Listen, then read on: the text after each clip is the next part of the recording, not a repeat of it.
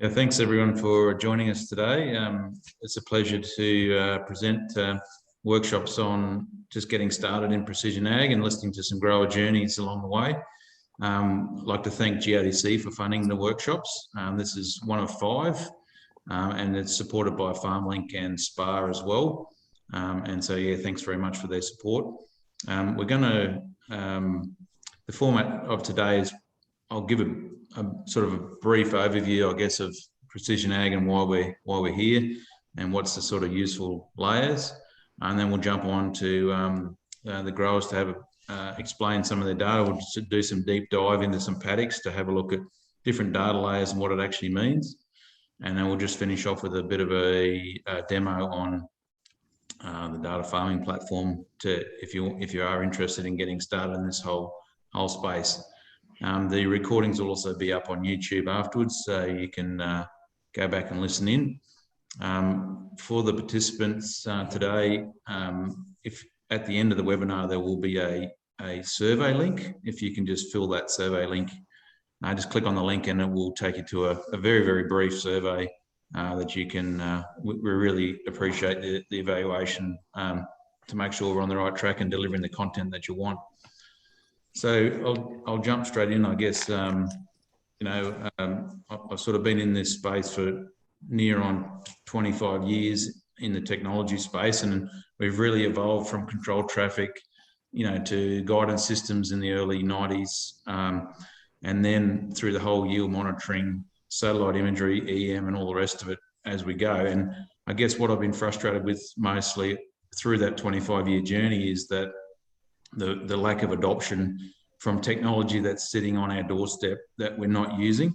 And it really comes down to, I believe, a failure of the industry to develop really good tools and make it simple for growers to get into the precision ag journey. So once we take away those barriers, I think we'll see mass adoption, and we're already seeing that. So we've got to, as an industry, make better tools to help people get into more data on their farms, because the value is definitely there. It's just a matter of how we present that. So I guess, if we look at what's the problems we're trying to solve, why are we here?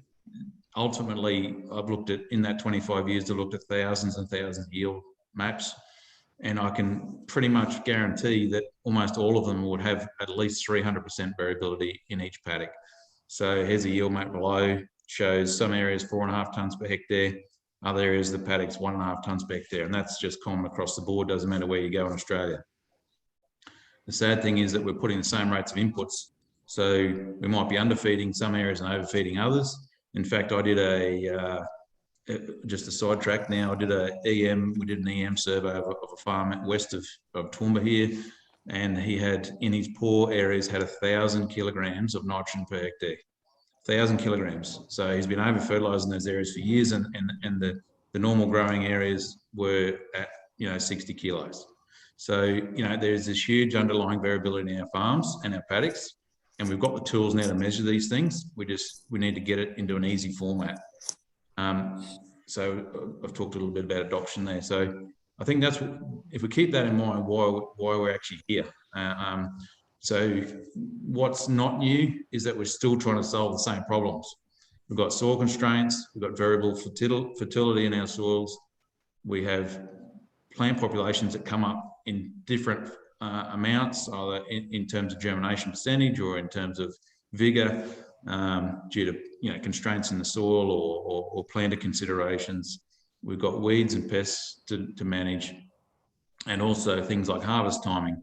What I've noticed, particularly down south, say for canola, we've got growers with 1,000 hectare paddocks now because they've consolidated so many paddocks into one. They're going, well, how on earth do I know where to start swathing? We're doing work in rice that says, well, if you don't, we can actually use imagery to help determine when to actually time your harvest of rice production. So there's so many issues that we're still trying to deal with that haven't changed. Obviously, we need to be more efficient with our inputs, and the adoption rates of things like variable rate, which is only one tool in precision ag, but remains relatively low. We're not going to talk today about GPS guidance systems because Australia is now at about 80% adoption or more of guidance systems. So adoption rates of that is very high, And if you look at the reasons for that, you can clearly understand why their adoption rates are very good.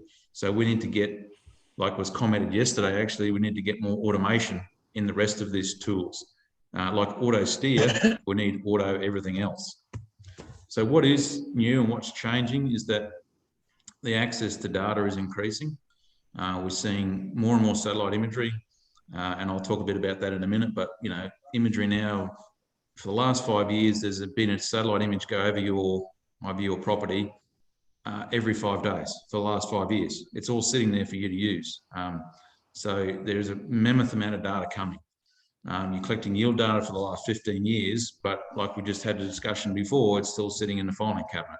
Well, we've got to get that out and use those tools, but it needs to be easy and simple and have clear outcomes about what you're trying to do.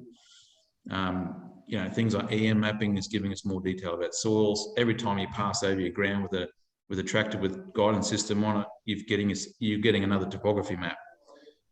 Most people don't even realise that, but it's sitting there on the machine. And our soil sampling is getting better and better. The tools are becoming simpler to use. Interoperability that really plagued the industry is quickly disappearing, and connectivity to the machines is increasing. There's been you know, every single machine that you buy that's of reasonable size nowadays is connected to the internet. And we'll hear on Friday from all the manufacturers about what's happening in that space. So what do we use the data for? I like to focus on the problem we're trying to solve, not the technology that we're trying to implement. But we've just talking about those different pieces of technology, you know, things like GPS reference soil testing, good for fertilizer management and identifying soil constraints. And often you'll target that either via an EM map or a yield map or a satellite image or whatever, but you need to be targeting your soil sampling. I think there is no place anymore in farming for averaged soil testing. I think we can draw a line in the sand and say we don't need to do that anymore, and we shouldn't be doing that anymore. We've got enough layers now to help identify where to soil sample. We shouldn't be doing 6 holes across a paddock and shoving it all into one bag, because that is an absolute waste of time. It gives you an average of an average of an average. And the variability that's in our fields, as I pointed out before, means that you often get a result you're not quite sure whether it's on the money or not. And it's hard to explain. So targeted soil testing is really important. Obviously, there's been a big resurgence in grid-based soil sampling, and this has really come from work we did in the US and South Africa. I learned over there is that, you know, they do 1 hectare grids in those countries and have done for a long time. And, you know, things like vertebrate lime and phosphate is a really good starting point there. Like I said, elevation's collected every time you drive across your paddock. You can get an elevation map, and that's extremely important for drainage and planning and waterlogging. And if you're in the north, like these workshops, you know, soil erosion is a massive issue. So, you know, really helpful layers for determining where to plan for that. EM soil mapping, I'll talk a bit about that in a minute, but it's really good for things like determining soil types across the field, the soil depth. So you might have a shallow sand over clay, like a duplex soil, or you may even have shallow clay over, say, an underlying parent material. Well, EM is perfect for that. And if you're building dams, it's the first point of call. You can get machines that will measure up to 6 meters down into the ground. So, you know, there's plenty of uses for that type of data, and things like identifying where to put gypsum and salt outbreaks. We see a lot of salt outbreaks in our dryland farming systems. It's really good for picking up where the extent of that problem is. Satellite imagery, really useful for in-crop management. And like I said, there's been an image over every farm in Australia for the last, you know, every 5 days for the last 5 years. That'll give you a good idea about what's happening in the long-term trends. Yield mapping been around since the mid-90s. Now, if you want to replace phosphate, that's an easy way of doing it. Doing trials on farm, it's the only way to really properly measure those cost benefits. If you're putting a new fertilizer strip down or something like that, then it's the only way to really test that performance and also your long-term trends as well. And we'll look at some yield maps today. Protein mapping, it's been around. We did some work in protein mapping in 2001 when we were doing it manually, but now there's really good machines available. Still fairly expensive, but the value and the return on investment for that is very high. And something like variable rate nitrogen, it's impossible to do variable rate nitrogen, in my opinion, unless you have your protein as well, because it's the nitrogen times the protein gives us removal, and therefore it's a critical layer. And obviously, if you're blending grain, regardless of mapping it, if you're just blending grain to achieve an optimal protein rate amount, then the protein mapping is a really good way of doing that. Obviously, machinery data, everything's being collected with the machine nowadays. Fuel use is in there as a layer.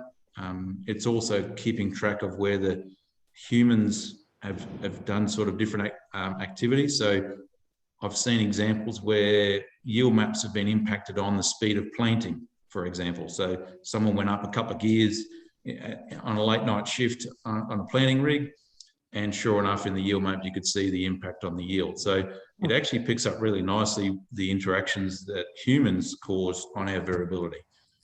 Also, as we move into a new age of data and record keeping and compliance, I think the machinery data is going to really be helpful for keeping us or achieving our record keeping when it comes to sustainability and carbon and all those other things that are coming. So let's just start quickly with elevation mapping. So there's a couple of different ways you can get it from your machine, or there's also a thing called LiDAR, which is an airborne laser scanner, and a lot of country has already been mapped. A lot of New South Wales has been mapped, for example. Quite a number of areas in Queensland have had LiDAR coverage, and so you can grab that data pretty much for free and look at that on your farms. It provides really, really detailed elevations, and you do need that RTK level or LiDAR level data to plan properly. And this is an example from one of the growers yesterday, where we've got significant waterlogging problems. You can see there in the bottom photograph, and that's all along this boundary, just along here. And you can see in the elevation maps why that's happening. And he's actually getting in there right now to fix some of these problems, put some drains in, and this will help you determine that. We did talk about EM soil mapping, electromagnetics. It's not new. It's been around for a long time. But what we've done recently is build new tools like this to actually rapidly collect EM data. And so that pretty much now anyone can collect their own EM data. We have units for hire for people to do it themselves. We're trying to make it more accessible. In the past, there's been a handful of contractors across Australia that have done EM mapping, but now it's becoming more widely available, which means that you can get base layers like this to help determine different soil types as a really good foundational layer for your precision ag journey. And I guess it comes with requiring soil testing at the same time, because you need to calibrate what this is telling you. This particular machine penetrates 1.5 meters down into the soil profile. But like I said, you can actually get other machines that will go down to about 6 meters. So if you're building ring tanks, that's a perfect tool to try and find sand lenses, for example. So it detects only 3 things. It detects clay content, moisture content, excuse me, and salt.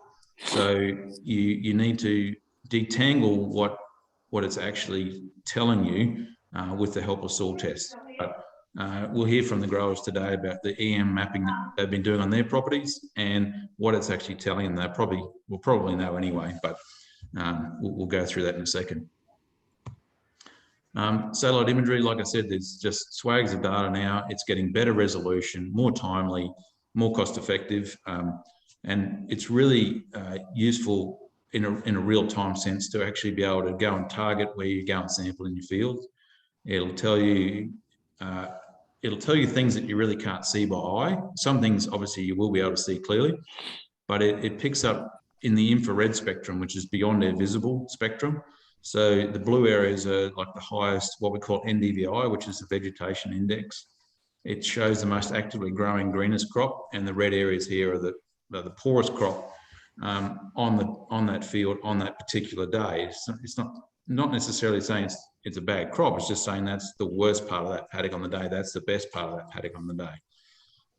Things like flowering canola, you need to be very careful of, because the flowers interrupt this. So often you'll see in a flowering canola crop where the highest NDVI readings are is actually the poorest canola crop, because that's the areas that aren't flowering very well. So just be a bit careful about that. But generally, you'll see a good correlation between this and yield anyway. And we'll see today's examples will show quite clearly that the correlation between NDVI and yield is quite strong. Obviously, cloud's a bit of an issue, but we're getting some new technology now that will penetrate through clouds.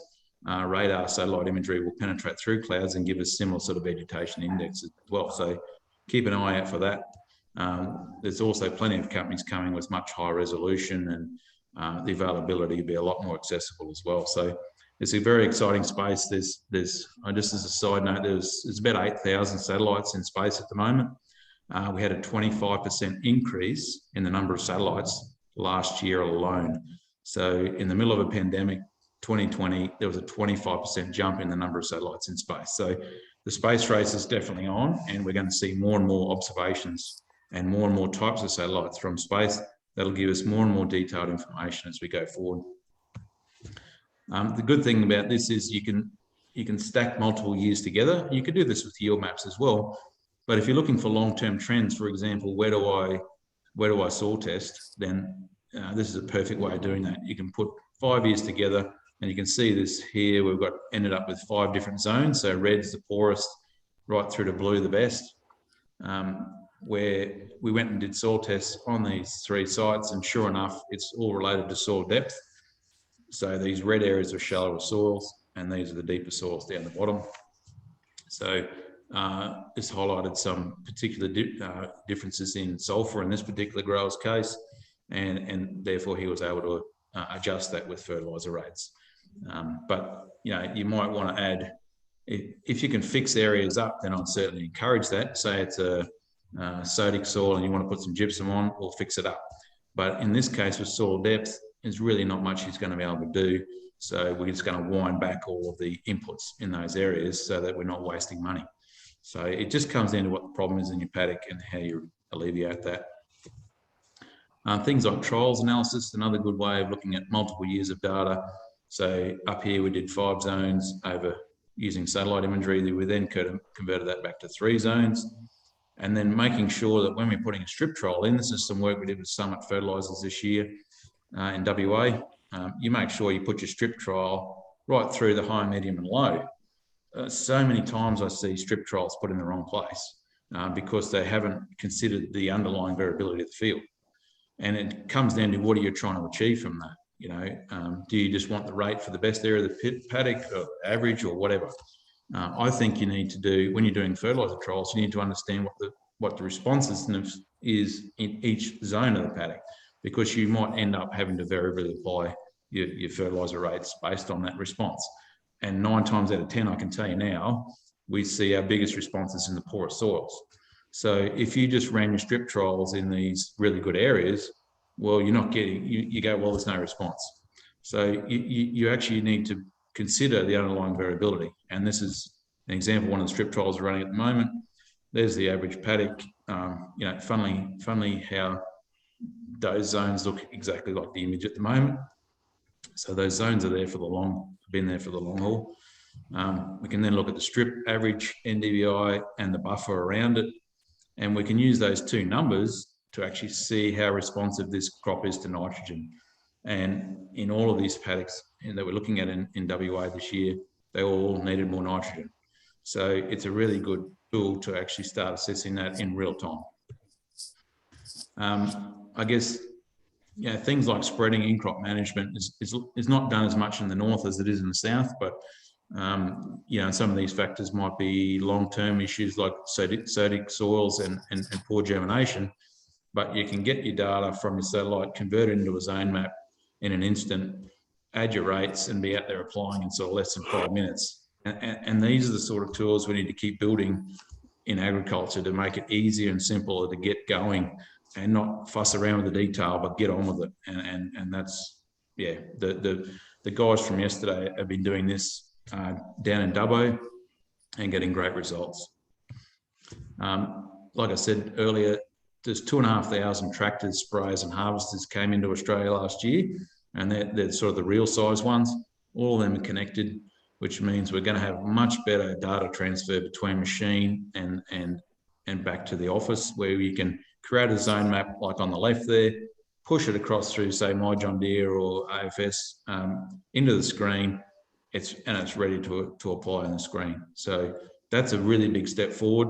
It's going to make everyone's lives a lot easier and not having to transfer your USB sticks and that kind of thing.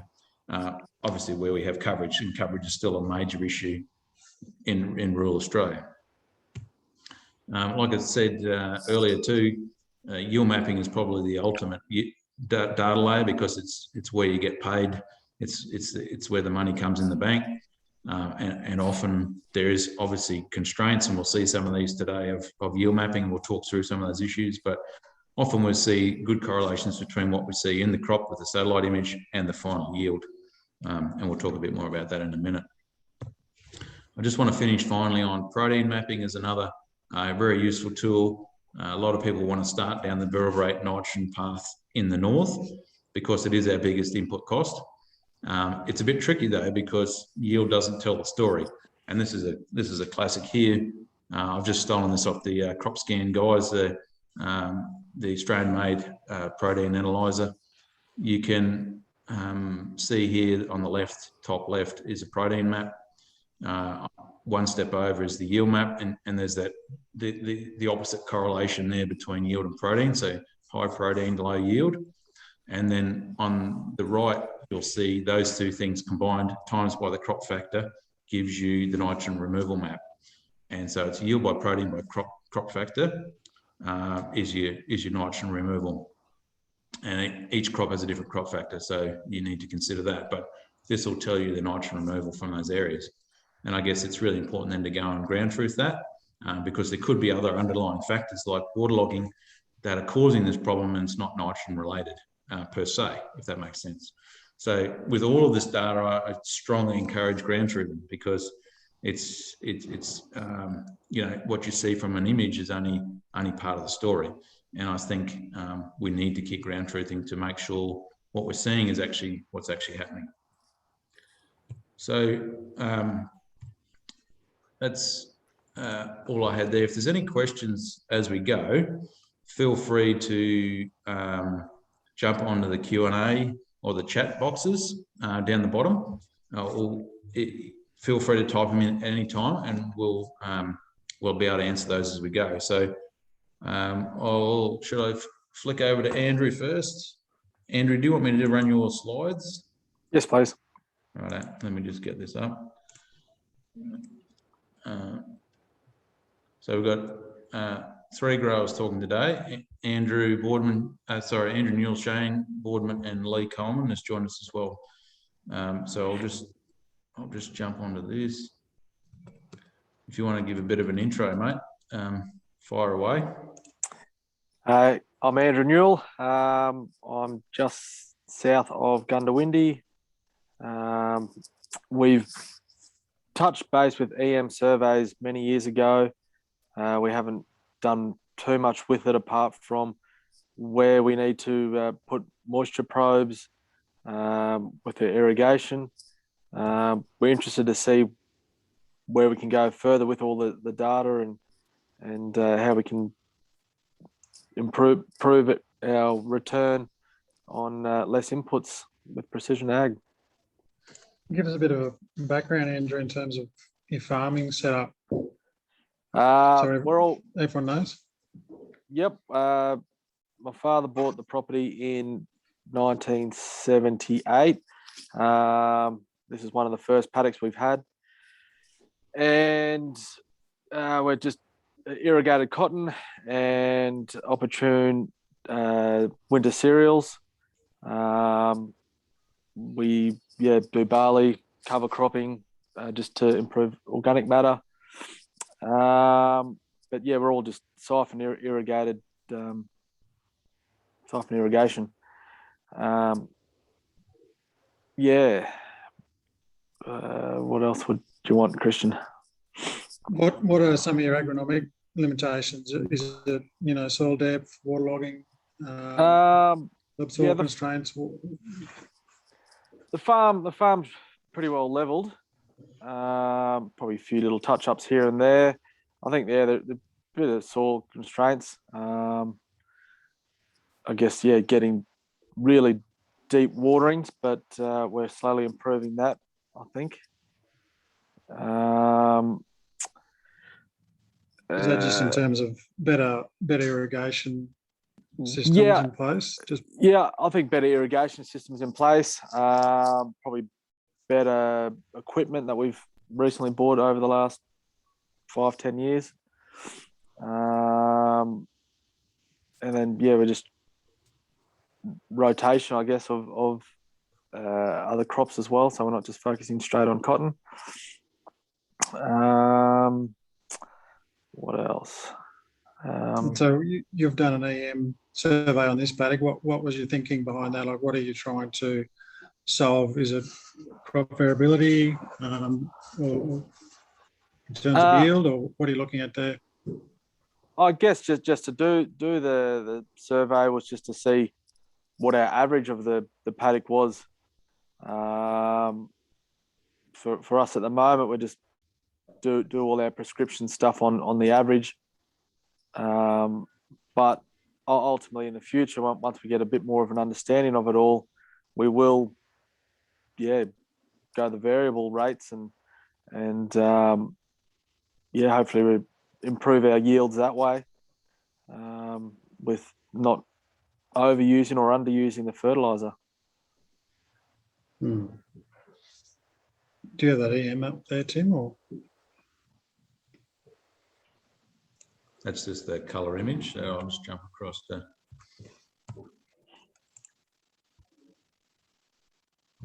I'll just start with the elevation. Yeah, like I say, you've pretty much made it nice and flat. Yeah. I think that came out of your machine, didn't it? Out of the tractor? Just did a working on it recently. Yeah, I just pulled that elevation layer out of a tillage operation from Andrew's My John Deere. Yep. So I guess from this map, we'll know sort of what the base of the paddock is and where to stick the moisture probes, so we know what the average water use will be, and so we're not overwatering or underwatering the paddock. So what a swath did you run on that one, mate? It was a 24-metre swath. 24 metres, yep. Which is about sort of what you would do. Broadacre is recommended between 20 and 30 metres, so that's spot on. Yep. And do you think it picked up some of the sort of where you've done cuts and fills as well? All the cuts and fills were done a long time ago, so it was before my time. But I'd say that's probably probably all the cuts and fills are over time. Yeah.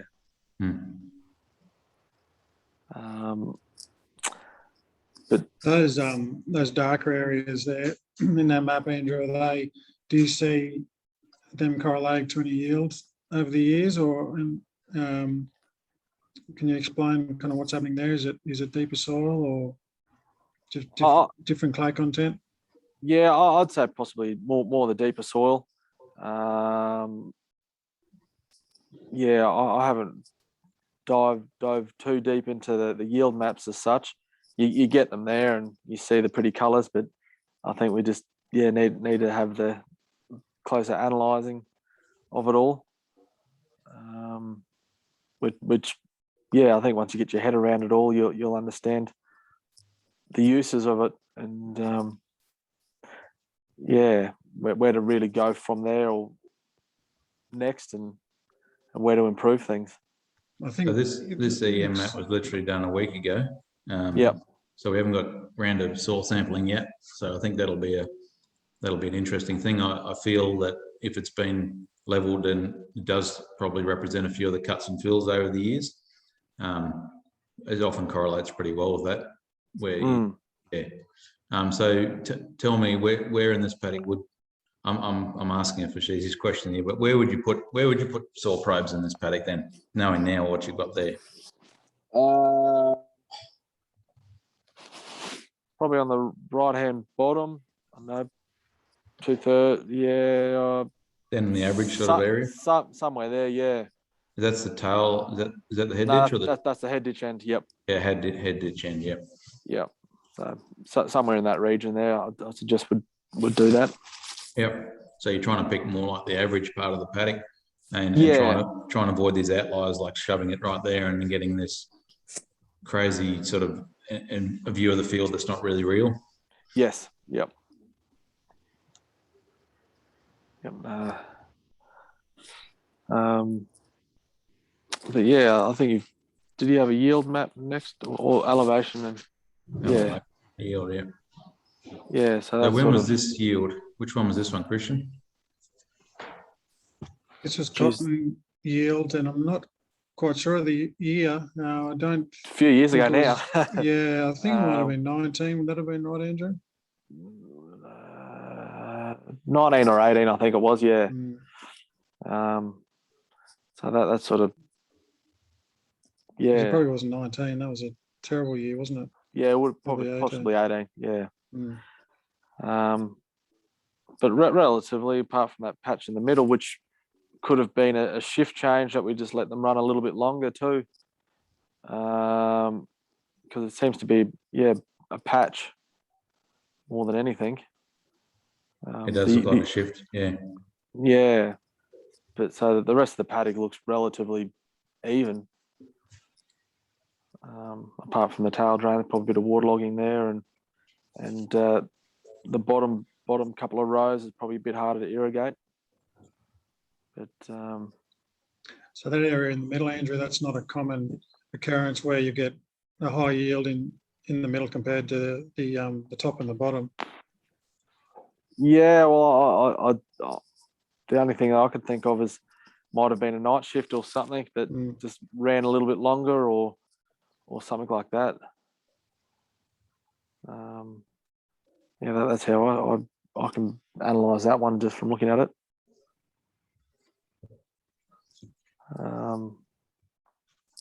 Yeah. I don't think I've got any more data there, do I, Tim? No, it's only those four. Yeah, literally, we got this together in less than a week, so it's been a bit of a race to get the EM map done with all the border closures.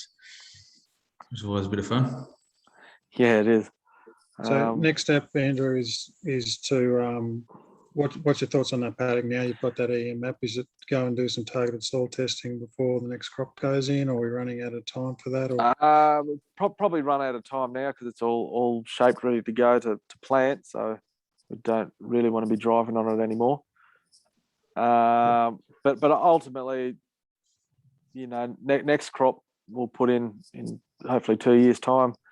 We'll go around, do all the soil samples from those, and by that stage we'll probably have a bit more of an understanding of the precision side of things, and might actually try and do prescription mapping of fertilising. What gear have you got have you got the gear ready to do that? Yeah, we do. We got the just a 3-point linkage spreader. We tend to just spread all our fertilisers on now compared to banding it into the soil. We all got John Deere machines, all relatively new. So just with a bit of help, I'm sure we can get all the maps done and shift across and give it a crack. There was a comment yesterday, Andrew, about variable rate picks. Is that something that you guys have thought about in the past for your cotton? Not really, because we just do it by air by that stage if we got to use picks. But I don't know. I guess there's always opportunity for it, but it's probably down the list a bit. Yeah.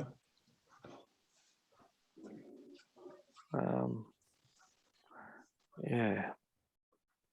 Cool.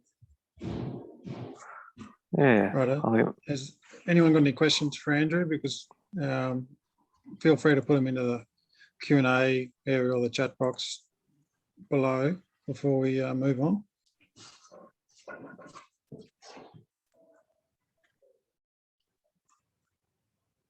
All good. Perfect. Okay. Hold on.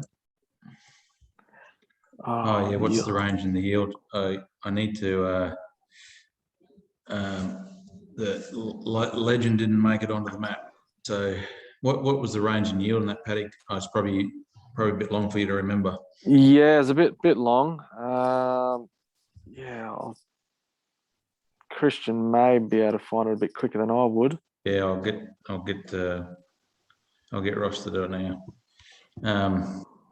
We'll get back to you in a second. But yesterday we saw a map of yield. He went from sort of 6 to 7 bales last year down to 0, pretty much, all because of waterlogging on one end of the field. So yeah, huge range in variability in the yield that he's trying to fix up. So yeah, we'll get that data as we speak, eh? I had Lee Coleman. I had one question, Tim, or for Andrew. Yeah, go. In that waterlogging, I ran across a client recently for doing data, and one of the things they were doing was using laser levels to do their hilling with and setting their beds up with. And what they were really trying to achieve was an exactly uniform furrow in the bottom of their water carrying capacity. Yes.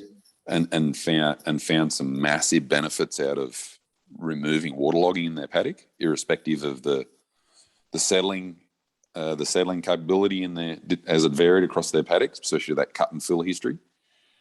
Do you see any benefit, Andrew, for something like yourself if you're getting areas that are carrying or not carrying water as well? Yeah, I guess we'll find that elevation data, and if there is patches, I guess it's post-season, and you do find issues of the crop, you'll get the elevation data out and see, oh, well, there's an issue here, so we'll just patch up the area instead of just doing more of it. So the point this grower was getting to was, irrespective of what it looked like as a flat board before season or post season, yep, was when they actually put the water carrying element into the paddock. Oh, yep. It was perfect. Yep. So if there was any error or underlying error sitting there, it didn't matter where the top of the hill was. His objective was, I'm going to get every bottom of every furrow every time I hill to be laser level accurate. Yeah. And wow. I will guarantee water will flow the same down every trench. Was what they were trying to achieve. And I sort of looked at that and went, oh, that's a really smart way of putting that waterlogging issue on its ear and saying there can't be any. Yeah, no, most definitely. Just got to look into that. I can see if it's all even, then your shift change will be faster and everything more even. It takes the independent. It takes the driver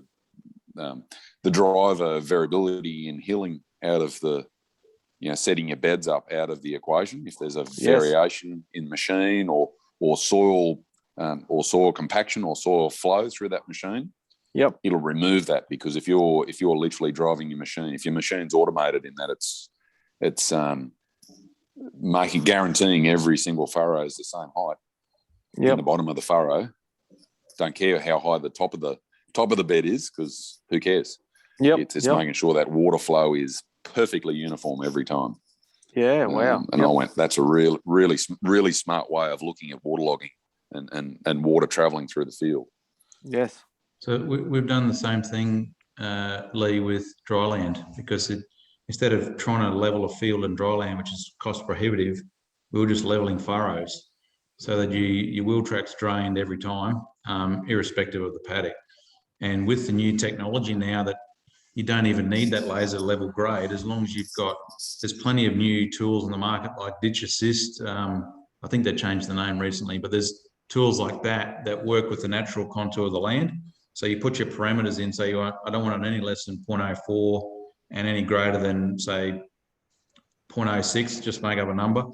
It will then make sure that furrow meets those standards all the way down. And if it jumps around a bit, it doesn't matter, as long as it's between those parameters, and getting great success doing that as well. It's the same sort of concept what you just talked about, but in a dryland sense.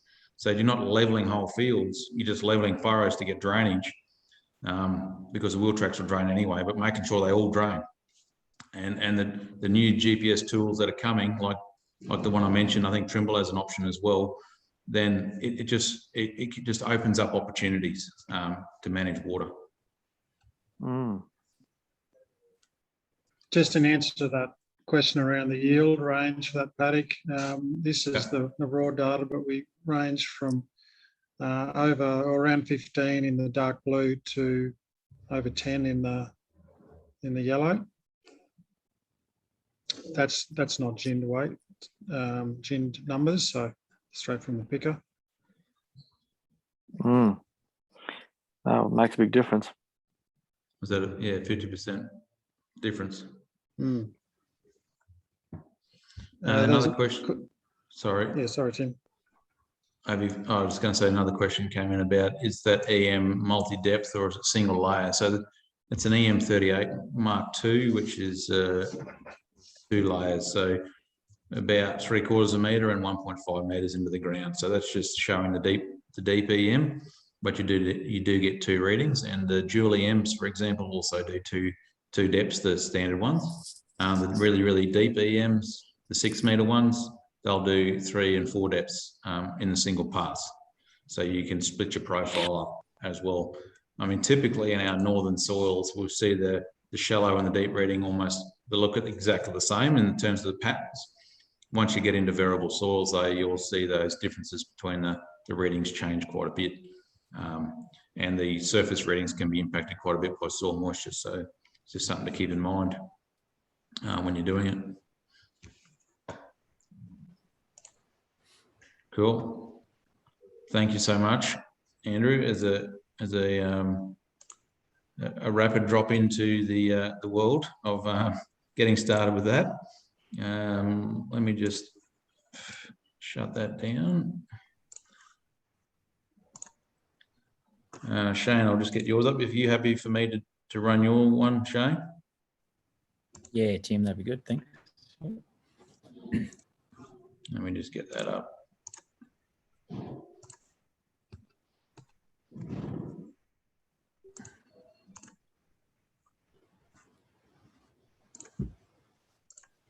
Righto, can you see that now? Yep. Where do you want me to start? Just at the beginning, I suppose. Just what? I'll give us obviously a bit of an overview of your property and how you've got there and what you do. Okay. Yeah, everyone. Thanks, Tim. Yeah, Shane Boardman. Yeah, we sort of farm. We're sort of south of Gundawindi, about 50 kilometres, and about 70 k's north of Moree, I suppose. I'm pretty well on the Newell Highway, or just to the right on the Newell and just to the east. Pretty well in a line, about 25 k's west of Cropper Creek, I suppose. So, yeah, we've been farming here since the late 80s. We moved up from Victoria, and yeah, sort of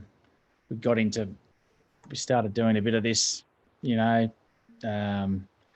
precision ag stuff, probably looked at it, I suppose you could say, in the early 90s, really, like in the early to mid 90s, and did our first, we actually did an EM survey back then. Probably it'd be 93 or 94, I reckon. We did our first EM survey, thinking, back when the PA started, and back in those early days, we did a lot of contracting spraying side of things. So then I started getting into wanting to get into the GPS, all that sort of stuff. And we started with the guidance, of course, like everyone, and well, not everyone, but most. And then we started off, I did a lot with the Satlock units and farm scan units, and when John Deere weren't sort of doing a great deal, but in terms of this, with the data side of things, we sort of thought that I would, had some people that we were working with back then, and sort of thought, oh, well, I was sort of, let's get into this and let's see if we can do something. So we did the first EM survey on a paddock, and then it just got to, what do we do with it then? We didn't have the gear to actually do the variable rate properly, and then getting into that variable rate side was just a lot of huge expense. And so we sort of did big paddocks of looking at it, and we didn't end up going along with it, progressing too much more, mainly because of the cost of it. So that was the start-up, I suppose. And then ever since then, we've been collecting data ever since, a lot of it through yield maps, and haven't been probably using it to where we could be as much today,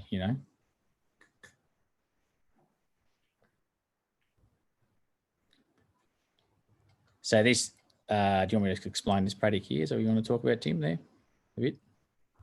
Yeah, that's so this paddock here is so what we've done here is this year I just sort of progressed the point. We've sort of got to a point where I feel as though that, I just want to be able to get a little bit smarter, and in looking at paddocks and going, well, as you can see in here, there's a bit of lighter sort of country that runs through it, and there's heavier country and lighter country. And we're sort of set up now with our machines where we're all John Deere based. We've got all we're all John Deere rate controllers, which we're not using with the variable rate. We haven't done anything with it much as yet, but we're able to, like Andrew, we do all our fertilizer applications now with fertilizer spreaders, which are all variable rate. And we just we've got all the gear there. Our planters are all variable rate. Our sprayer rigs we can variable rate the John Deeres if we had to. So we've I just think that we can, now is a time to get into it. So what we've done here is this paddock here is about, it's approximately, it's just under 600 hectares. And I said to Christian, we sort of said, well, let's get an EM survey, start off with that. So from that, we're hoping to try and get some soil tests done of this EM survey. But anyway, we EM surveyed it all. So wherever that is, Tim. Just got the elevation there as well. There's the elevation there to start with. So there's a difference there what's the difference there from one end, from this top end, which is the 6.5 meters, really. 6.5. This is basically if you look down the little pointy end at the top there, that's actually the Neale Highway right along beside that. That's the Neale Highway runs there. So from there to the other end, from one end of that paddock there to the other is which is possibly about, it might be, I would say probably could be 5 kilometres from one end to the other. So that's the drop in probably the drop there is, what's the drop there, Christian? 6.5 and 5 kilometres. Yeah. So that's the drop from one end to the other. So that basically gives the elevation side of it, which is, there. And we chose this paddock mainly talking with my agronomist, Jack Williamson. We sort of wanted to choose something to have a go at it, this variable rate. And the main reason we chose this paddock was it has got we've always struggled a fair bit with lighter soil through there. So we've always thought, we should be just splitting this paddock into two, and just, some years when it gets really wet, and then the other areas. So if you can see through the center there, that red area pretty well, that's the main. So right on the southern part of that red bit there is the main house and everything. And around there, that's all the house area for us. So pretty well from there across to that tree line, there's quite a large area of like lighter country that runs through there, and it's always a real pain when we're, go to plant something. It's either too wet, too dry, one or the other. More than likely too dry more than anything. So and then we've got these other big areas, and it's sort of actually that red area runs right around near the Newell Highway down the top end there. Runs there's quite a bit of an area down the bottom here, yep, and top there I should say, and then we've got these other areas. So once we see, this is where we came in earlier in sort of would have been when did we do that, Christian? Probably May, was it? We did this April, May. Would have we did this. been about May. Yep.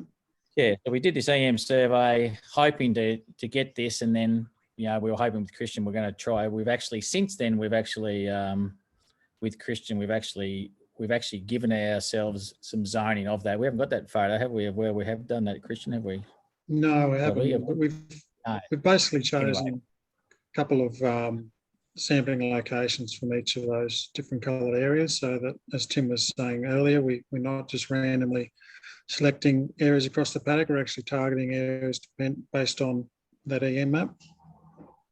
That's right. Yep. So that's our next. And my next step is we want to actually just go and do those sample those points. We were trying to get that done now, like in the last couple of months, but being so wet, we haven't been able to do it. And I probably myself, I've spoken about this. I don't. This is a question I suppose to everyone, is we were going to go and do these zoning and do the sample tests of these, but I think that I'm sort of a bit hesitant on doing that, because I do believe that really are we going to get sort of at the end of the day, are we going to get the right soil sample with a crop in there? This paddock at the moment's actually got chickpeas growing in it, and I think we're probably best to, other people will probably know, but you're probably best to really do your soil sampling. I would think, with no crop in there at all, would you be, you're probably going to get construed information if you're doing that test with a crop in it, aren't it? Would that be right? Yeah. You go, Tim.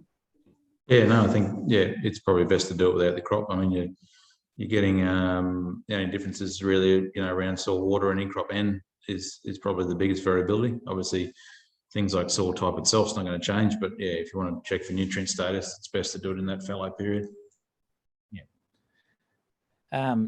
So that's why, and the reason we chose this paddock is it's got quite a bit of variance in there over that whole area. So, and right on the northern along the creek up the top, the northern area there's quite a bit. That's an actual which is the Tackenbriar Creek on the northern end there. So that Tackenbriar Creek actually, and more so, and you can see in this year, it's actually flooded out.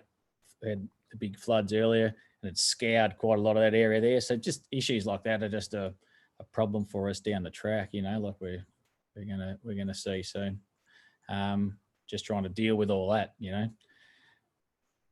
So I'll just comment too on the numbers. So you can see that the lighter country is the lower numbers, which is what you'd expect. So the higher the salt, the clay content or the moisture, the higher the readings. And like I said, you've got to detangle what it's actually telling you, which one of those things is driving it, and each paddock's different. Some paddocks in a salty soil, salt will dominate, whereas in a non-saline soil, like here, then it's probably clay content that's dominating. So just to give you a bit of an idea, the numbers are fairly arbitrary, right? It doesn't really matter what the numbers are, but we know that the lower end here will be the lighter country. Yep. Yeah, okay. Yeah, so I don't know what you want me to talk about here, but our plan now is to probably get these the zones that we've sort of created, and I just think it's a good start for us we've got the machines and the gear to be able to dabble into it all now and to start with. I mean, my idea would be to, I totally agree with what Tim said, and I know Lee's got the protein meters and that, but I think that's our ultimate step for us, is to be having protein meters to really get a good handle on what we're doing. Probably Lee will be able to comment on all those sort of things later on, but I think that's the best way to go.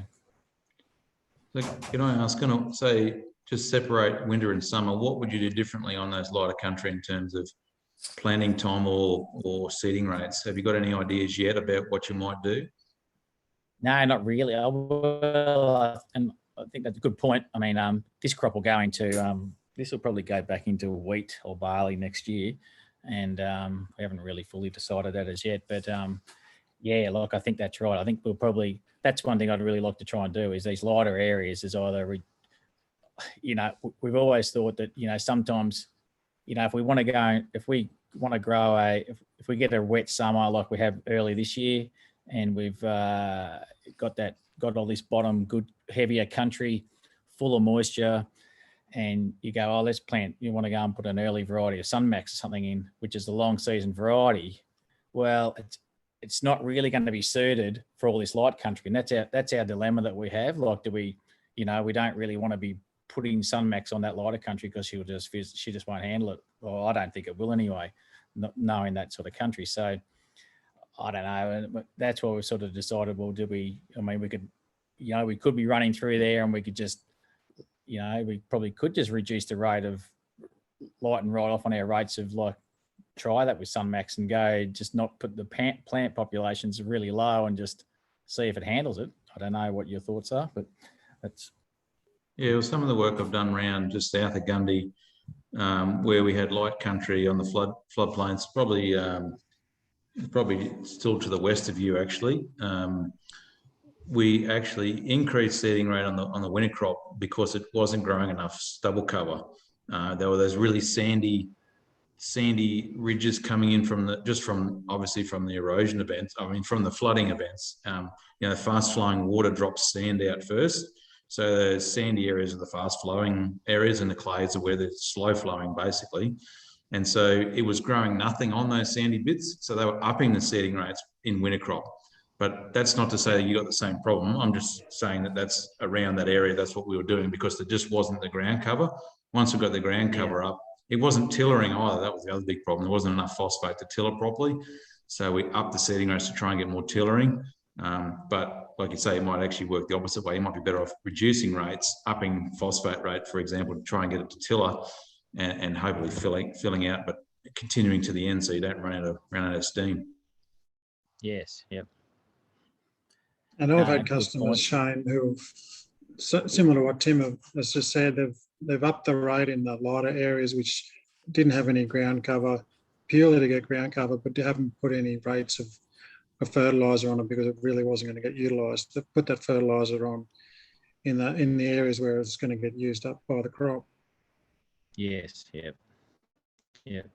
But maybe in summer crop, like sorghum, you might reduce your rates there too. I mean, in central Queensland, we definitely drop the rates back in those areas that aren't going to perform as well. I mean, again, that's a different sort of issue, but we're winding back sorghum rates just a little bit just because of the crop potential wasn't there. So anyway, I'm just throwing ideas around out loud. I don't know the paddock at all. So yeah. Exactly, that might be right, but yeah, these are just the issues that we have. You know, like I'm trying to really understand all, you know, those lighter areas because there is a fair difference in that, and it is quite a big area when it doesn't look that big, but I suppose when you add it up, it's probably, you know, there's probably through the middle there might be, you know, there might be 80 odd hectares, you know, from or more, you know, from one end, which is a bit over the area, so. You know, when I don't know, you just this was a paddock that we just chose, thinking, well, it's a good paddock for us to probably dive into it and just test out the gear that we have, the machines that we've got, and work out a bit of a plan of how we go forward from here, really.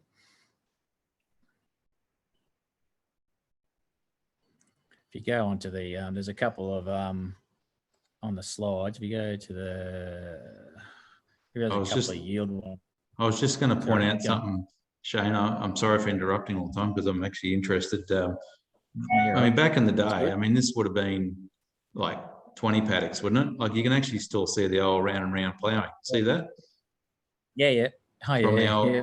And the neighbours here, you can see it as well. I don't know. Oh, that might be yours. But anyway, the paddock to the north there, you can still see.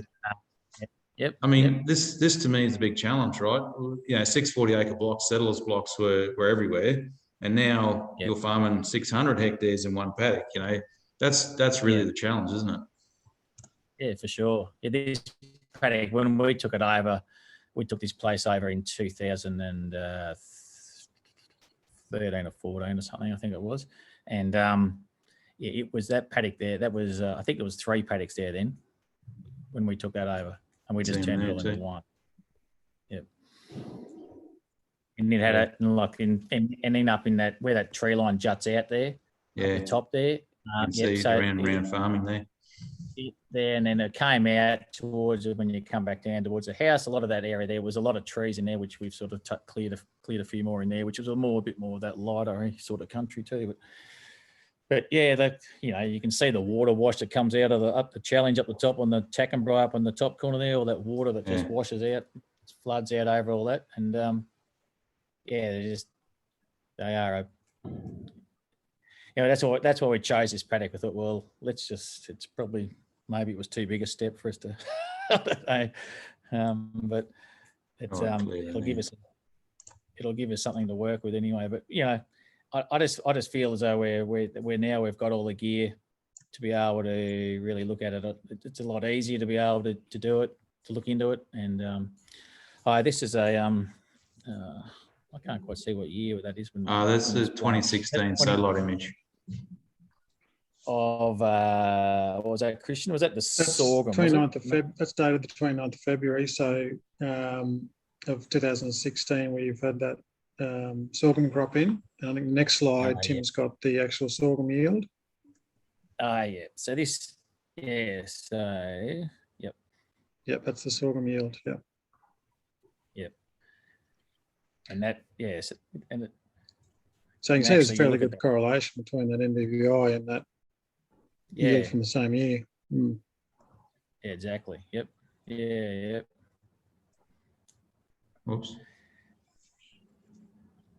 And that's been, and one of our biggest challenges has been trying to get, you know, yield data, getting machines to be correlated together. You know, that's been one of our biggest dramas, but get them all to match up. But show that those next slides, Tim, where they've got that striping, and we can discuss that a bit. Oh yeah, that was. This was back. Is this last year's crop? Last year's wheat. Yep. This is last year's wheat. So this was a durum last year, which looked fantastic early on, and then it actually died. It actually just before harvest. We reckon this was actually a durum crop, so we got a bit of had crown rot, plus it just didn't fill at the end, and sort of lost. I reckon we lost probably a ton plus the hectare out of it. But this just shows we had 3 headers in here, and it just shows we had an old header which wasn't calibrated, and the calibrate. This is one of the issues you have.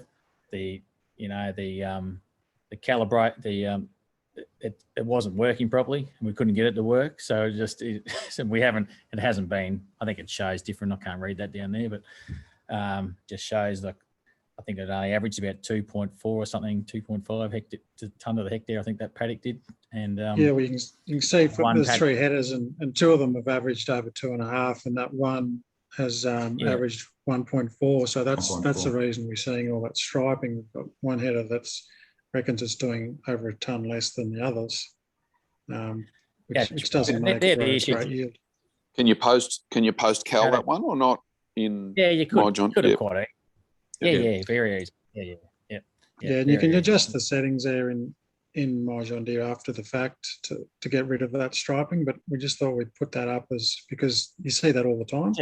I was going to say you never see this problem. No. All the time. Yeah.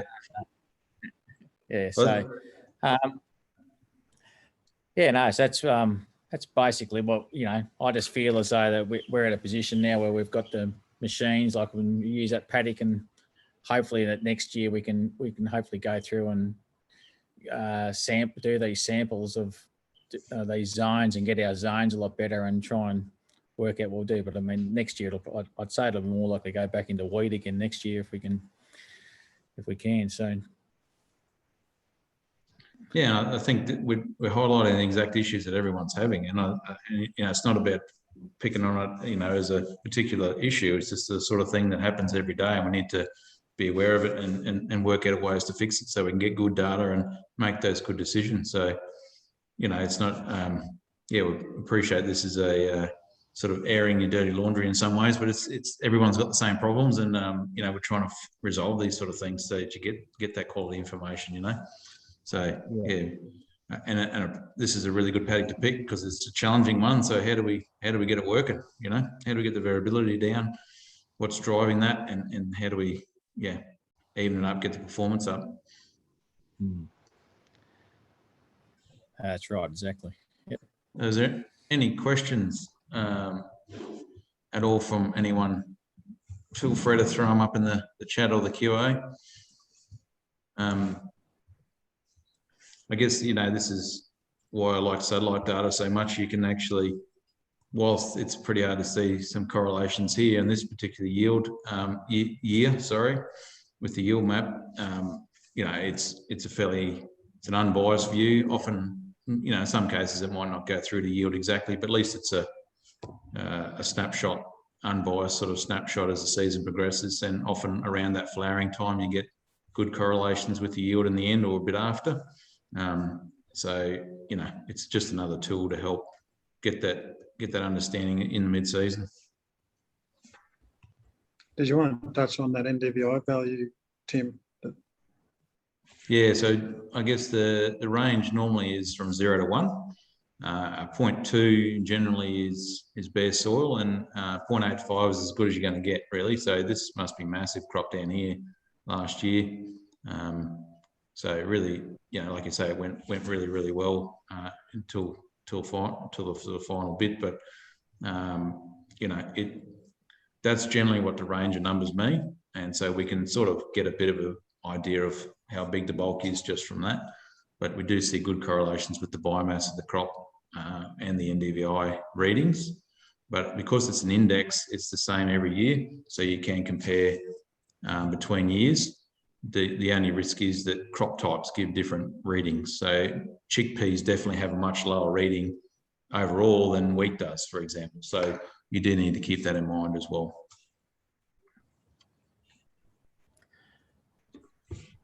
That's good.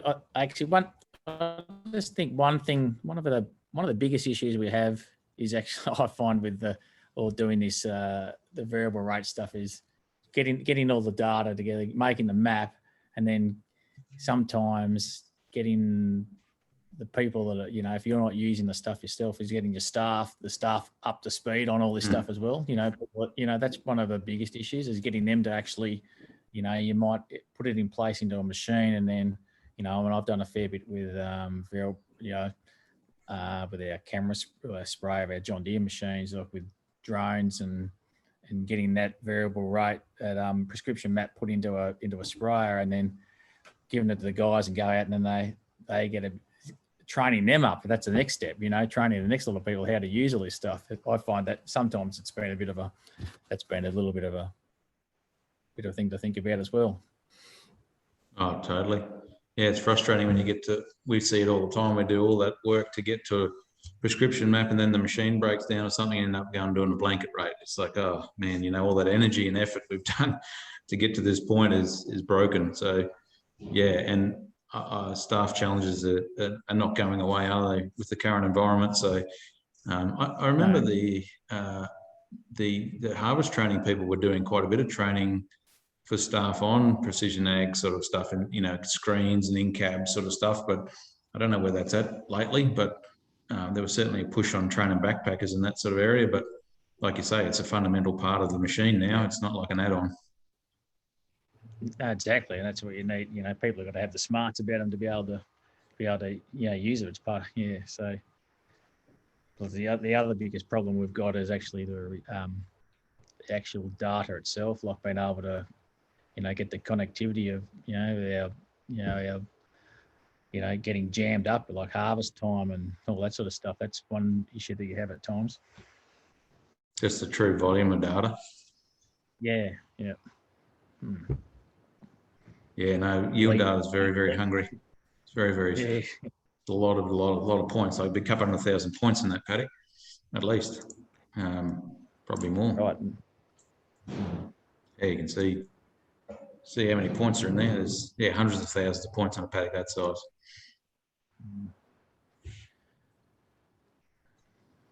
So, any more comments or questions?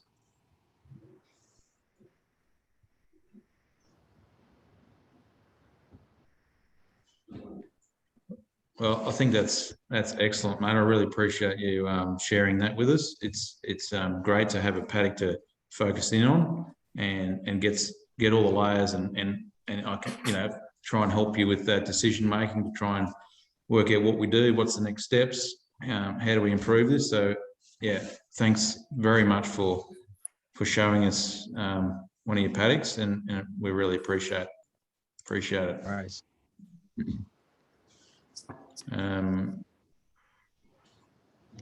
Like I said, feel free to throw any questions up if you want to of any of the presenters, but I'll flick over to Lee. So Lee, thanks for joining us.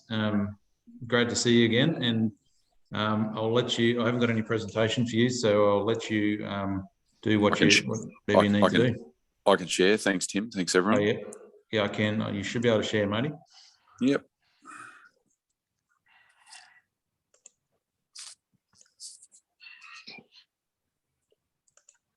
Right. That should now be broadcasting. It is. That's working. Right. Yep. So a little bit of a dive sideways from the work we've been doing in the previous presentations. I'm involved with a company called Farm Simple.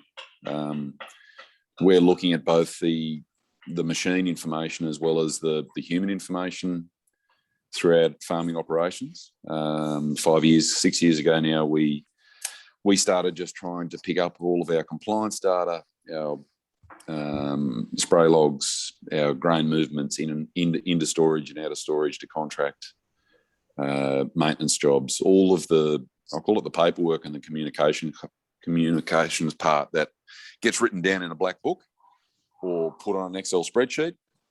And at that stage, even now, there's not a platform that tries to cover all of them. And that's where we attack that.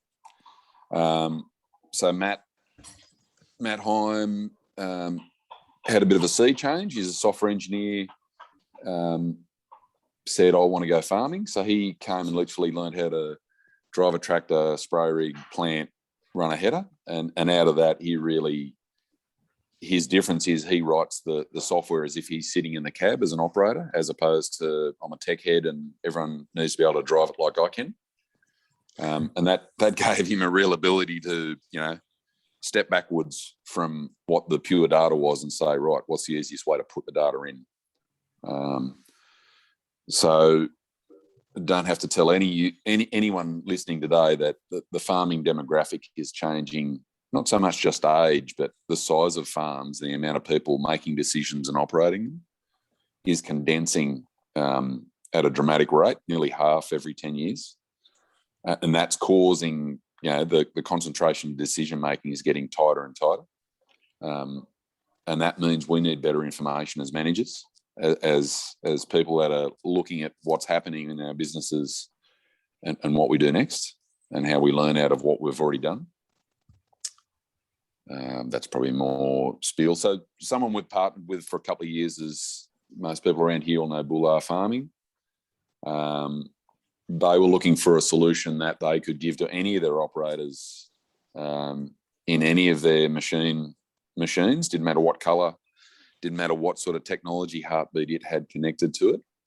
They could put in their timesheets, every paddock activity they were doing, every maintenance log, and they actually run their back office out of it. So they actually run their invoicing for their business out of this data coming out of Farm Simple, and that's probably a part of where we've started to align ourselves with the likes of Zero pushing heavily into ag. There's a really good opportunity to connect what's in the field to the back office and make that cash book relevant to what's happening. And what I mean by that is if you take your chemical supply or your chemical purchase, you buy 10,000 litres, 20,000 litres of Gly in one go and it sits on the shelf. And that's literally not attributed to an individual fallow or a desiccation or a particular rotation. That's literally put on your chemical bottom line. And that activity of where you've applied that into which field as you apply it is where the true costs for each of those rotation systems or each of those cropping systems in your business. We want to set it up so that as people will fill out their spray logs, it's able to attribute where those costs are going in your business and connect that up with your back office. And then leverage off that with benchmarking insights so that, you know, if we've used someone like AgriPath for 10 years in our business, and one of the key things they chase is good connection between what's been done in the field, what's been done in the paddock, and what's hit the bottom line as far as the accounts go. And if we can, we're on a mission to streamline that and make that as seamless as possible. So we walk out of the paddock with the header. The last tons are put into storage or delivered to contract, and from there we're able to develop a really speedy benchmarking number on where you sit versus your peer group, and really understand how are the top 20% achieving what they achieve. What are the game changers they're seeing in their systems? And this really leads back into the precision ag component, because this is all, you know, leading to the same components. I don't want to bore people to tears. I'll run through a very quick look at our farm system. This is Farm Simple as an app running on an iPad. We capture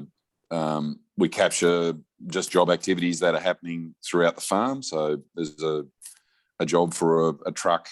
We've got a bit of play in a steering box. We have a service coming up for a tractor. So they're, you know, activities where we're planning. We can look back on any of our planning data, which again will feed out of your My John Deere, but this really starts to build a picture for the guys that are operating, where we're up to and what we're doing, and what the recipe will be, what the inputs will be.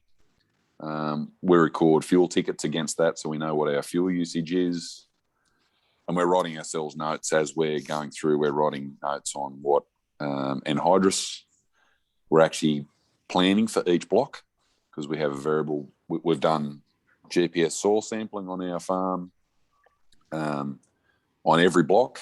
We've only probably pulled that in the last couple of years, and that allows us to really start to plan what our input's going to be in every paddock. Something like our spray jobs. So we're about to do an atrazine, would be an atrazine dual, gramoxone pre-emergent, but with it being so dry, the dual will stay in the bottle. This is looking at a fallow spray we've done recently. We connect up to weather stations so that operators can pull their weather in as they do each load, or as often as needed, depending on weather conditions. We've pulled in the recommendation from our local agro is also embedded into that spray job. And we follow that all the way through to all of our activities on farm. Soon there'll be an irrigation component. Something Andrew was talking about before was variability in some of the yield data, and whether that came back to a watering question. Is we're really trying to allow management, allow operators to put their info somewhere for when they put water on, how much went on, when it came off on those systems. And then supporting that, we have an inventory system that sits over the back of each of those input or outputs from the farm. So we can look at something like our durum from last year. You know, unlike Shane, where we were able to actually pull off a little bit, it was the same here. We had a very tight finish, but we did make grade on that durum. We can look through this silo and see every load that came off a header and where that came from. So we have a history prodigy there of where that was. And then we have all of our outgoing tickets as well, and where they were. So this is a Hardy's picking up for Westerns on a contract. And we can follow that right through to the individual contract. So we can look at that we can look at those individual contracts and see what the history is. And we've also got any new contracts in there. We'll turn off completed. We're now looking at that Western's contract we just saw. It was an 800 ton contract, and we know exactly, everyone in the farm knows exactly where we are as far as tonnage and where we are on supply. We've just finished that 809 tons, and we get a grain ticket generated for every load going out, with a record of who it was, rego, connected.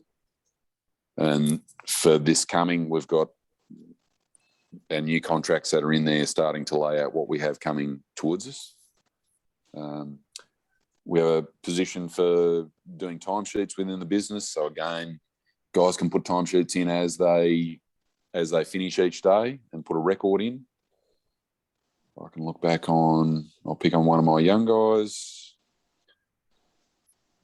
He hasn't been home for a while to do work for me. No good being Angus. So I'll pick on one of my guys, and we'll get a work history of what we're up to throughout the farm, and a timesheet that automatically comes through to payroll. So really trying to grab hold of some of those compliance questions, whether it be spray logs, whether it be grain vendor declarations, whether it be work health and safety jobs, so that we're highlighting what they are and when they're completed. And that then leading through to better decision making as we go forward. So that's probably enough about Farm Simple. Just to talk a little bit about us. So we're not that far away from Shane. Satellite back on. So this is home for us here. Unlike Andrew and Shane, we have really big elevation changes on our farm. So looking at that paddock there, looking at that image there, there's 120 metres of elevation change on that page. Some of our paddocks on runs will have 20 metres of elevation change on an AB line. And you can see that soil type variation that comes with that sort of topography. We're about 10 kilometres south of Cropper Creek. This is our first farm to the north. This is Yamboon.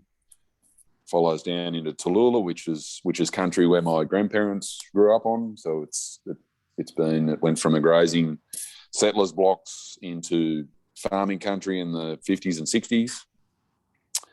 And the bottom one here is Bayenga. Something, you take the precision to another level, and similar to what Andrew's dealing with, we've started getting stuck into getting contours exactly on bench. So getting that slope very even. We're using I-grade, but there's multiple technology there. But that's proving, particularly this year, it's really proven a massive yield boost in that every contour is growing evenly where we've had that work done, where we've been able to get the bottom of these contours running exactly as to what they should run. Whether that's 0.33 is a fairly standard slope for us in this country. But we've found stuff we've inherited here as far as contours go, some down to 0.1 and even lower, and trying to maintain a water flow without waterlogging in that contour area is a really difficult problem, and we're having to spend capital works to get that right, to make sure that water flow is correct. And that's really, yep. Also the interruption to your normal activities, just the logistics and trying to get spray rigs into wet spots and banks just destroys you trying to do a good job, doesn't it? It's The whole thing goes right back to the planter even, Tim. So trying to run a double disc, we run a double disc planter that does anhydrous in one pass. Trying to run that through wet contours does not work. So we'll have country that's ready to plant and we can't get on it, or we have to leave skips on contours to get through it without blockage. So that brings, water management is, both as in keeping it in the ground and also getting it out of paddocks when there's excess, are probably some of our key issues we face. I'd really love some feedback off people's thoughts and what you're seeing with tramline maintenance. You know, there's sort of 4 models, 4 different manufacturers, K-Line, Knuckles, Grizzly, T-Pos have different products out there, but I wouldn't have said I look at any of them as a grower and think they're a good solution for my undulating country. They've all been used to various degrees in this country, and maintaining a good wheel track afterwards, you know, after that renovation, and also not having any water follow that path again is a real challenge. So it's something, you know, we endeavour to try and get through every contour in the next couple of probably 3 years is our program. We've got 2,400 hectares of cultivation, about 70% arable on these farms, and just getting that water management right it's already shown how good a benefit that is for our production system. So we've just got to knuckle through and get through that every opportunity we can. We were involved with John Deere last year with their Harvest Lab protein meter testing. It was very late in the piece. We've run a crop scan for them for a while as well. I don't have near the confidence in the crop scan outcomes, and my explanation or my feedback on that is weathering and colour effect seem to really affect that compared to the Harvest Lab machine. But I need some more data. This year will be a really good show of how that operates. We hope to have that for the duration of harvest. The other constraint with the John Deere unit up to date has been the ability to only run barley and wheat, and of course soybean and corn, but not be able to run sorghum and chickpeas, which are, you know, 2/5 of our rotation, is a real limitation because we want to drive that removed N.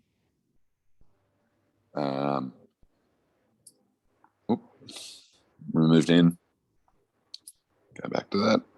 Our removed N number off our paddocks to really feedback. You know, you can see that topography issue. We desperately need to be able to run variable rate, but we don't have any EM surveys to match that up to, but we want that removed nitrogen number to really feed that with us. I've played around with a fair bit of DataFarm's work looking at that NDVI work, but we need that next step for us to really, you know, get us through the doorway. We've all talked about sort of walking up to the doorway, using it. We've all got the tools, but having the right data to make the right decision. And then the other crystal ball is the question Shane talked about, which was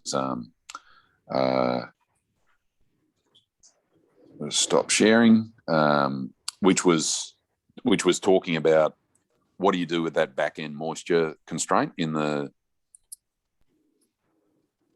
what do you do with the back end moisture constraint with the end of season? You know, that durum outcome that Shane had is probably the real driver as to how do you make sure you reach that production potential you've set everything up to.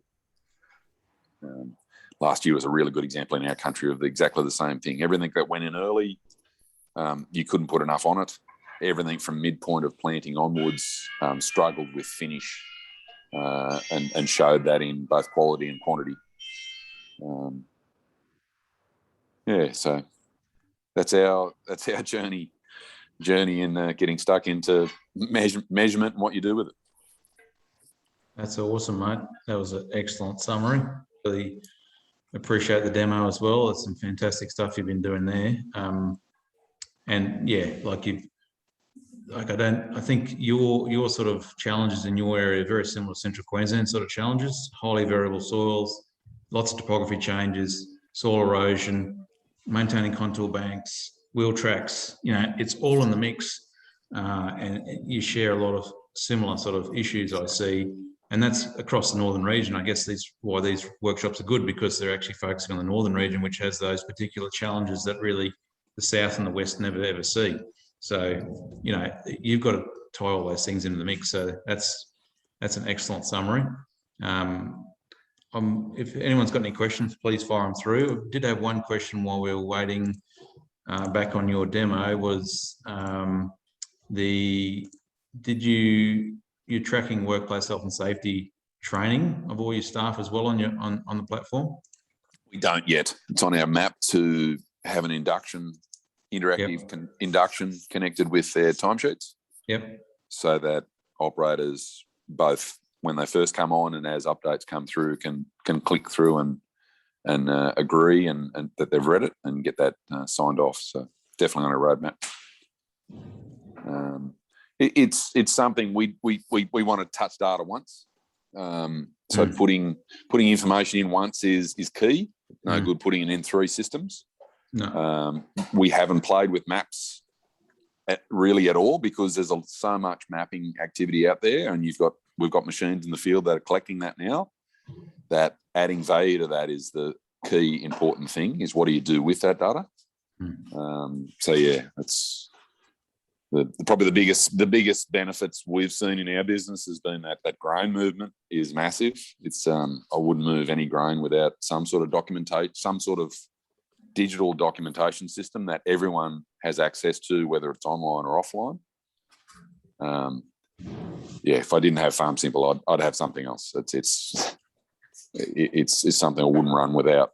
But we're really starting to, just build the operation suite out. We've got a livestock component that allows you to, a lot of people are mixed in their operations depending on their ability.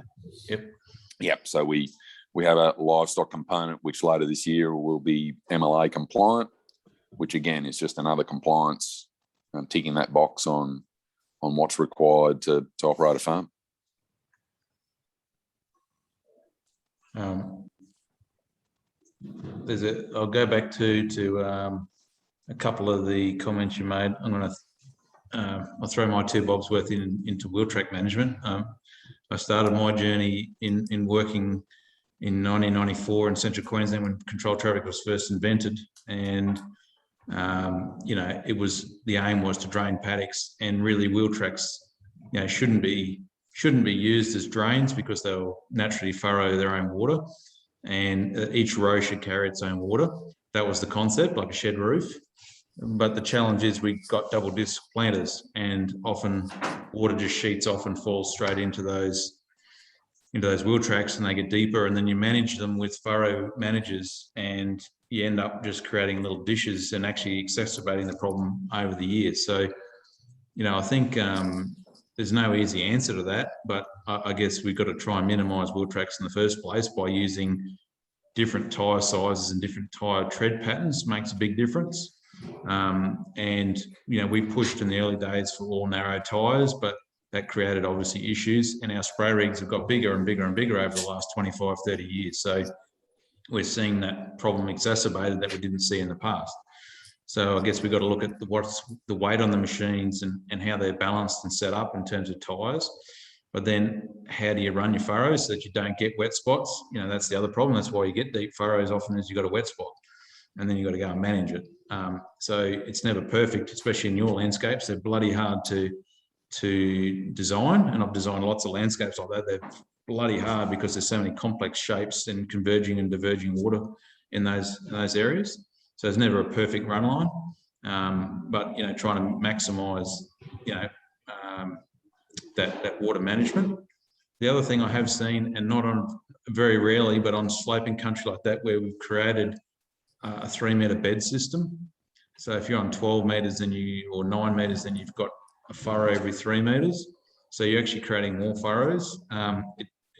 Like I said, it hasn't been done widely, but it is another option. But you create them just with Alabamas and covering chains, really. You don't actually do a full furrow like you would in an irrigation system. So there are other little ideas, but there's no silver bullets. That was just my 2 bobs worth on your wheel track issues. It's a real moving target too. We had stuff we renovated this year with a simple chisel plough or cultivator as we planted, and the season let us get away with it.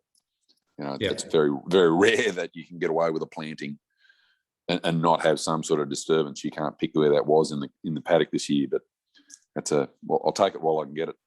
Yeah. And it's the peak rain events. When we look back at erosion history for us, it's that 2 inches in half an hour. Silly, the silly peak rain is what's really doing our damage. The general rain, our systems are handling it. They don't make a light spray rig. They're not going to make a light spray rig ever again. I mean, the other one for us, we've gone to a camera sprayer only in the last 12 months, and that's got some better carrying capacity. The way it handles or carries itself on the ground is a lot better. So we'll get less effect out of that. But again, we've still got to run our self-propelled or our bigger spray rigs across the country during the year.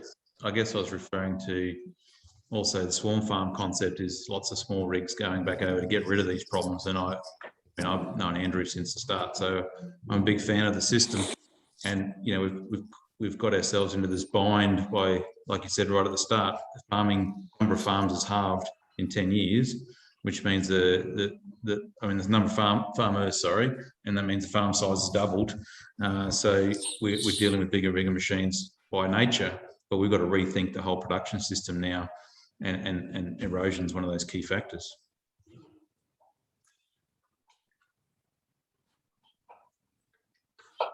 No more questions? Thanks, Lee. Really appreciate your time. I know everyone's really busy at the moment in the north, and I see you're putting some sorghum in, so I appreciate you being able to give us some time, like everyone is at this time of year. We were hoping to have face-to-face events, but the border closures and things caused a bit of an issue with that. So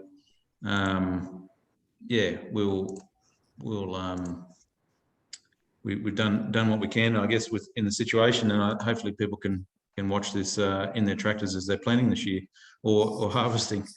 So, I just wanted to finish with a quick demo of the data farming.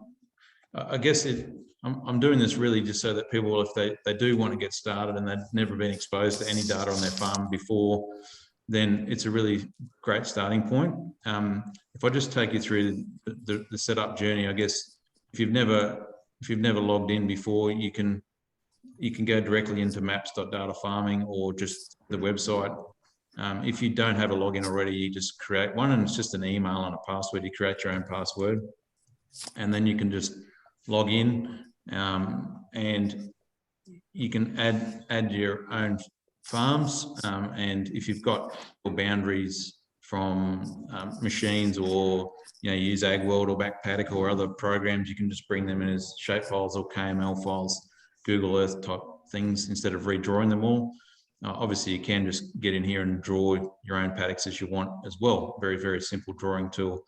And then once you've drawn your paddocks, and you've got your everything loaded up, once you get all your paddocks in there, you click on a field and it will be searching all of the available satellite imagery that's over your farm. And like I said, there's data for every 5 days anywhere in the world. And so, like this one here, the last image was 2 days ago. The biggest problem we've got is obviously cloud. And if you click on a cloud button, say from the 5th of September, it says it had 58% cloud. You can see quite clearly where the cloud is. And so therefore you shouldn't use any images that have got cloud or cloud shadow. So this image on the 2nd has no cloud on it. And you simply click the NDVI button, which is the vegetation index. It then goes away. It clips that to the field boundary and displays the values over here on the right. And like we mentioned before, 0.2 is about bare soil, 0.85 is about as good as you're going to get in a crop. And it just gives you a starting point. If you've got no other data and you want a starting point, this is a great tool just to get started to get an understanding of where you should sample, what the variability is.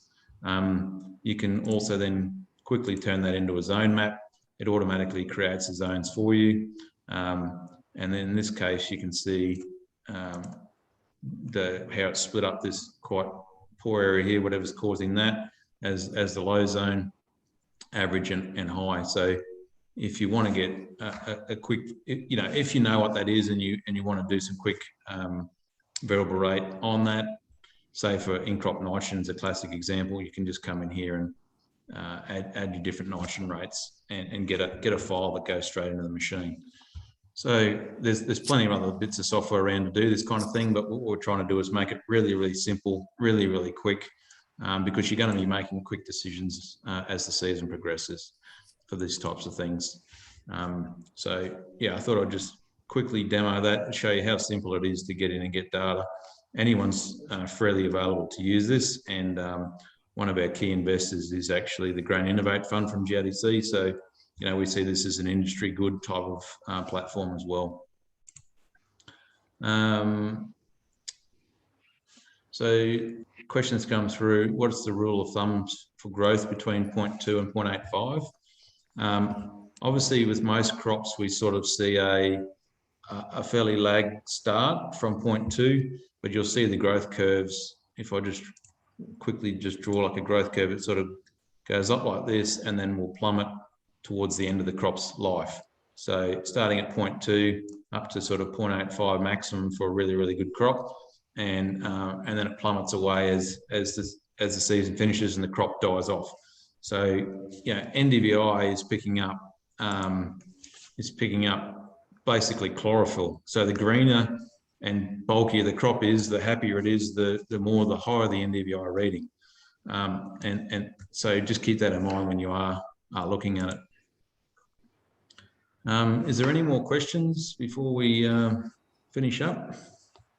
Feel free to throw them into the chat or the Q&A box.